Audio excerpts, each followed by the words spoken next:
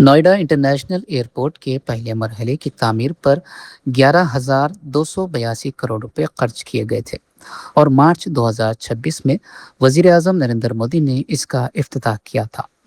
اب ایئرپورٹ کے احاطے میں پانی جمع ہونے کی اطلاعات سامنے آنے کے بعد انفراسٹرکچر کے معیار پر سوالات اٹھائے جا رہے ہیں۔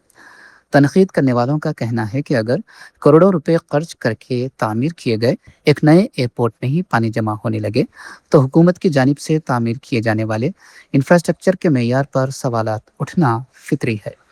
سوال یہ بھی کیا جا رہا ہے کہ اگر ایکسپریس ویز ہوں یا ایئرپورٹس، عوام کے ٹیکس سے حاصل ہونے والی رقم سے بننے والے منصوبوں میں بار بار بنیادی مسائل کیوں سامنے آتے ہیں؟